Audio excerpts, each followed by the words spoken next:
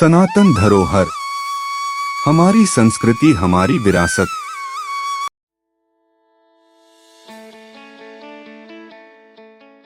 दोस्तों, रामायण में रावण की पत्नी मंदोदरी को तो आप सभी जानते ही होंगे।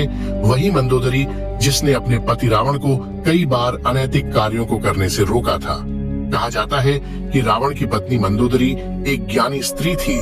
वह इस युद्ध का परिणाम जानती थी, इसलिए वह हमेशा से ही इस युद्ध के खिलाफ थी। जब रावण द्वारा माता सीता के हरण की बात मंदोदरी को पता चली, तो वह उस समय भी रावण को माता सीता को सम्मान पूर्वक भगवान श्री राम को लौटाने की सलाह दे रही थी। लेकिन हठी रावण ने मंदोदरी की बात नहीं सुनी और लंका का विनाश हो गया।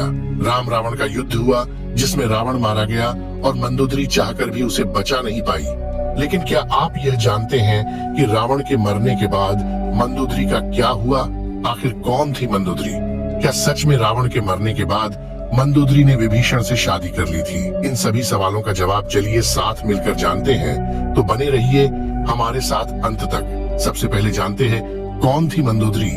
दोस्तों, हिंदू पुराणों में उल्लेखित एक कथा के अनुसार मधुरा नाम की एक अप्सरा हुआ करती थी, जो भगवान शिव से काफी ज्यादा प्रभावित थी। इसलिए एक बार वह उनसे मिलने कैलाश पर्वत पर पहुंच गई। उस वक्त कैलाश पर्वत पर भगवान शिव अकेले थे। माता पार्वती कहीं गई हुई थी। कथा के मुताबिक भगवान शिव को कैलाश पर्वत पर अकेला पाकर अप्सरा मधुरा उन्हें लुभाने की कोशिश करने लगी। कुछ देर बाद जब देवी पार्वती कैलाश पर्वत पर आई, तो उन्होंने मधुरा के शरीर पर भगवान शिव का भस्म लगा हुआ पाया, जिसे देखकर माता पार्वती क्रोधित हो गई और क्रोध में आकर उन्होंने मधुरा को श्राप दे दिया कि तुम अगले 12 वर्ष तक मेढकी के रूप में जीवन व्यतीत करोगी। माता पार्वती का श्राप और क्रोध देखकर मधुरा डर गई और हाथ जोड़कर उनसे माफी मांगने लगी। जिसके बाद माता पार्वती ने उसे कहा कि सही समय आने पर तुम श्राप मुक्त हो जाओगी। और जैसा कि माता पार्वती ने श्राप दिया था, अप्सरा मधुरा तुरंत ही मेढकी बन गई। जिसके बाद वह धरती लोक पर विचरण करने लगी। मेढक रूपी मधुरा पृथ्वी लोक पर किसी तरह अपने दिन गुजार रही थी। लेकिन तभी एक दिन अचानक एक भयंकर सर्प मेढकी मधुरा को खाने के लिए उसके पीछे पड़ गया। मेढकी मधुरा अपनी जान बचाने के लिए भागने लगी और भागते भागते वह सप्त ऋषियों के आश्रम में पहुंच गई, जहां उन्होंने खीर बनाने के लिए खीर का बहुत बड़ा बर्तन लकड़ी के चूल्हे पर चढ़ाया हुआ था। जब सांप ने मेढकी मधुरा को दौड़ाया, तो वह उछलकर उसी खीर के बर्तन पर बैठ गई। जब सांप उसके पीछे आया, तो वह उससे बचने के लिए बर्तन के एक छोर से दूसरे छोर पर उछल गई। सांप भी उसके पीछे मेढकी को पकड़ने के लिए उस बर्तन पर चढ़ गया और दूसरे छोर पर जाने की कोशिश करने लगा। लेकिन दुर्भाग्य से वह फिसलकर खीर के बर्तन में गिर गया और खीर गर्म होने के कारण गिरते ही वह मर गया। किंतु मेढकी बनी उस मधुरा को यह चिंता सताने लगी कि जब ऋषिगण यहाँ आएंगे और वे यह खीर खाएंगे, तो जहरीले सांप की वजह से उनकी मृत्यु हो जाएगी। और मधुरा यह हरगिज नहीं चाहती थी कि उसकी वजह से सप्त ऋषियों की जान जाए। इसलिए वह वहीं बैठकर ऋषियों का इंतजार करने लगी। जैसे ही ऋषि वहां आए, वह उनके सामने ही तुरंत खीर के बर्तन में कूद गई। ऋषियों ने मेढकी को बर्तन में कूदते हुए देख लिया, इसलिए उन्होंने सोचा कि अब तो यह खीर खाने योग्य नहीं है, और उन्होंने खीर को वहीं फैला दिया। खीर फैलाने पर उन्होंने देखा कि उस बर्तन में मेढकी के अलावा एक सांप भी मरा हुआ है। ये देखकर सप्त ऋषि तुरंत समझ गए कि इस मेढकी ने हम ऋषियों की जान बचाने के लिए अपने प्राणों का बलिदान दे दिया। मेढकी के इस नेकदिली को देखकर सभी ऋषियों ने अपनी शक्ति से उस मेढकी को जीवित कर दिया और उसे कन्या का स्वरूप दे दिया, जिससे अब मधुरा मेढकी से एक सुंदर कन्या बन गई। किंतु लोक समाज के डर से ऋषियों ने इस कन्या को अपने साथ नहीं रखा। उन्होंने महर्षि कश्यप के पुत्र मायासुर को बुलाकर उस कन्या को उन्हें सौंप दिया। मायासुर और उसकी पत्नी हेमा ने उस कन्या को पुत्री के रूप में गोद ले लिया। उन्होंने ही मधुरा का नाम बदलकर मंदोदरी रख दिया। अगर हम बात मंदोदरी के पिता मायासुर की करें, तो उसे राक्षसों का विश्वकर्मा कहा जाता था। उसे ब्रह्मा जी से विशेष वरदान प्राप्त था, जिसके मुताबिक वह कहीं भी सुंदर भवन व नगर का निर्माण कर सकता था। मायासुर ने ब्रह्मा से प्राप्त वरदान के प्रभाव से ही अपनी पत्नी हेमा के लिए मंडोर जैसे खूबसूरत नगर का निर्माण किया था, जो कि वर्तमान में जोधपुर का मंडोर है। मंदोदरी और रावण का विवाह कैसे हुआ? कथा के अनुसार एक बार रावण मायासुर से मिलने के लिए मंडोर पहुंचा था। उसी समय उसकी नजर मंदोदरी पर पड़ी थी। रावण मंदोदरी को देखते ही उसकी सुंदरता पर मोहित हो गया, इसलिए उसने असुर राज मायासुर के सामने मंदोदरी के साथ विवाह का प्रस्ताव रख दिया। कहा जाता है कि जब विवाह के लिए रावण और मंदोदरी की कुंडली का मिलान हुआ, तब स्थितियां ठीक नहीं थी, लेकिन रावण के बर्ताव को देखकर मायासुर ने उसे डर से मना नहीं किया।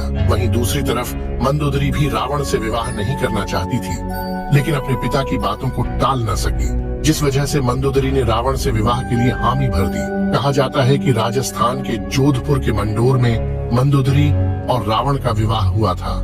राजस्थान के जोधपुर के मंडोर रेलवे स्टेशन के पास एक जगह है, जिसके बारे में ऐसी मान्यता है कि यहीं पर रावण ने मंदोदरी के संग 7 फेरे लिए थे। कुछ मान्यताओं के मुताबिक भगवान शिव के वरदान के कारण मंदोदरी का विवाह रावण से हुआ था। मंदोदरी ने श्री शिवलेश्वर नाथ मंदिर में भगवान शिव की आराधना की थी। ये मंदिर मेरठ के सदर इलाके में है। कहा जाता है कि मंदोदरी ने भगवान शंकर से यह वरदान मांगा था कि उसका पति इस धरती का सबसे विद्वान और शक्तिशाली हो। उस समय रावण ही एकमात्र ऐसा पुरुष था जो धरती का सबसे विद्वान और शक्तिशाली था। कहते हैं रावण मंदोदरी की सुंदरता पर इस कदर मोहित हुआ कि उसकी कई रानियां होते हुए भी उसने मंदोदरी को यह वचन दिया कि केवल मंदोदरी ही उनकी प्रमुख रानी और लंका की महारानी होगी। कथाओं में मंदोदरी को एक पतिव्रता नारी के रूप में वर्णित किया गया है। वह मंदोदरी ही थी जिसने अपने पति रावण के मनोरंजन के लिए शतरंज के खेल का प्रारंभ किया था। रावण से विवाह के बाद मंदोदरी को रावण से मेघनाथ और अक्षय कुमार नामक 2 पुत्र भी हुए थे। लोक कथाओं के मुताबिक श्री राम द्वारा रावण के वध के पीछे मंदोदरी का भी हाथ था। कहा जाता है कि रावण की मृत्यु एक दिव्य बाण से हो सकती थी, और उस दिव्य बाण के बारे में रावण ने सिर्फ मंदोदरी को ही बताया था। लेकिन हनुमान जी ने बहुत ही चालाकी से अपनी बातों में फंसाकर मंदोदरी से इस बाण के बारे में जानकारी हासिल करके उसे चुरा लिया, और इस बाण की मदद से प्रभु श्री राम ने रावण का वध कर दिया था। कहते हैं कि मंदोदरी अपने पति द्वारा किए गए बुरे कार्यों से अच्छी तरह परिचित थी। वह हमेशा रावण को यही सलाह देती थी कि बुराई के मार्ग को त्याग कर सत्य की शरण में आ जाए। लेकिन अपनी ताकत पर घमंड करने वाले रावण ने कभी मंदोदरी की बात को गंभीरता से नहीं लिया, और उसका परिणाम तो आप सभी जानते ही हैं। क्यों किया मंदोदरी ने विभीषण से विवाह? जब रावण ने सीता का हरण किया था, उस वक्त मंदोदरी ने इसका विरोध किया था। उसने रावण को मां सीता को पुनः राम को सौंपने को कहा था, लेकिन रावण ने मंदोदरी की बात को अनसुना कर दिया। प्रचलित कथाओं के मुताबिक राम रावण के युद्ध में विभीषण और मंदोदरी सहित कुछ गिने चुने लोगों को छोड़कर रावण के पूरे कुल का नाश हो गया था। रावण की मृत्यु की खबर जब मंदोदरी को मिली, तो वह विलाप करते हुए युद्ध भूमि में पहुंच गई, और रावण के शव को देखकर वह तेज आवाजें निकालकर रोने लगी। कहते हैं वहां युद्ध भूमि में मंदोदरी की नजर प्रभु श्री राम से भी टकराई। मंदोदरी को इस तरह से विलाप करता देख प्रभु श्री राम को भी अति दुख हुआ था। लंका के सुखद भविष्य के लिए श्री राम ने विभीषण को लंका का राजपाट सौंप दिया था, और उन्होंने मंदोदरी के सामने विभीषण से विवाह करने का प्रस्ताव रखा था। लेकिन उस समय मंदोदरी ने इसका कोई उत्तर नहीं दिया। इसके बाद प्रभु श्री राम अपनी पत्नी सीता और भाई लक्ष्मण के साथ वापस अयोध्या लौट गए। वहीं दूसरी तरफ मंदोदरी ने रावण के वियोग में खुद को लंका के महल के कमरे में कैद कर लिया। बहुत दिनों तक इस कमरे में कैद रहने के बाद वह बाहर निकली, और फिर उसने विभीषण से विवाह कर लिया। लेकिन कुछ विद्वान इस बात को सीधे तौर पर नकारते हैं। उनका मानना है कि यह सिर्फ अफवाह है, इनका सच्चाई से कोई भी लेना देना नहीं है। दरअसल इन विद्वानों के मुताबिक मंदोदरी एक पतिव्रता नारी थी। वह अपने पति के प्रति पूरी तरह से समर्पित थी। इतनी महान ज्ञानी और पतिव्रता नारी ऐसा निर्णय नहीं ले सकती। ऐसे में रावण की मृत्यु के बाद मंदोदरी का विभीषण से विवाह करना एक लोक कथा के अलावा और कुछ नहीं है। वैसे दोस्तों, आपको क्या लगता है कि क्या मंदोदरी ने विभीषण से दूसरा विवाह किया होगा? कमेंट में अपनी राय जरूर बताइएगा।